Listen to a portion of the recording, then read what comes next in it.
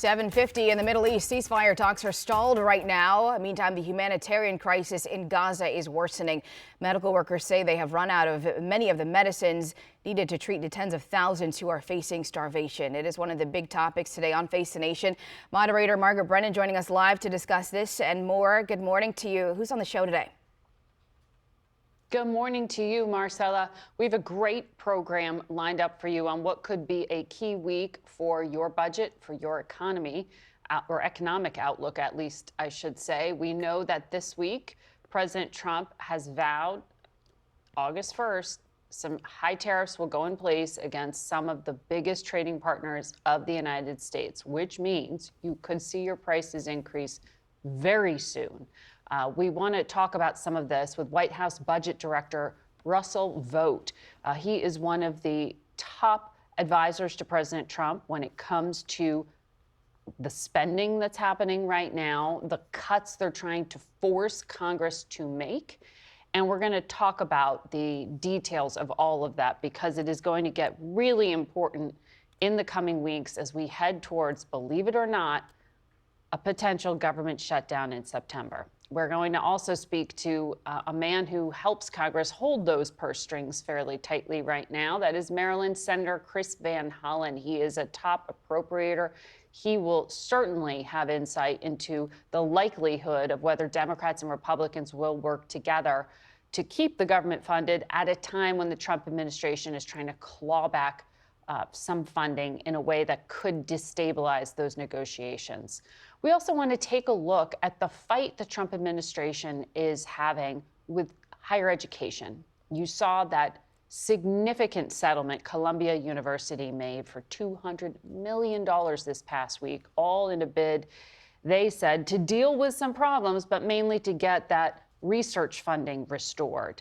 They're not the only American school who receives a lot of federal research funding. Ohio State University does as well. Their president, Ted Carter, will join us to talk about how they're handling the pressure. They are one of around 50 or more schools that the Trump administration has warned is under investigation. What exactly is the Trump administration trying to do to reshape education? And what you mentioned at that top, the horrific images coming out of Gaza of starvation are going to be dealt with in the next few days diplomatically. There is more and more pressure on Israel to allow in aid. There's also a meeting at the United Nations tomorrow. French Foreign Minister Jean-Noël Barrot is flying here to help lead those talks and pressing for recognition of a Palestinian state. It was an announcement out of France that really shook up the diplomatic world. We'll talk to him about it. And Margaret, I want to mention too, there seems to be a lot of finger pointing when it comes to the starvation in Gaza right now. Any indication that the U.S. will step in? I know there's a lot of international calls to step in, but any indication the U.S. will step in to provide any assistance in this humanitarian crisis? Well, that traditionally has been the American role.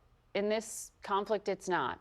That is to say, while America remains one of the top funders of many of these aid organizations have been telling CBS that they're going public with their outcry because they're not getting a lot of help. In fact, over at the State Department, you have comments really pointing the finger back at the UN and aid agencies, saying, oh, it's your fault you're not moving this aid through Gaza, and really taking the side of Israel and the Israeli military. In fact, the Trump administration has chosen to try to divert all aid into something called the Gaza Humanitarian Foundation. It's a private entity set up by Israel, and they want to move people in Gaza into military zones, 4 of them, and then give them aid there.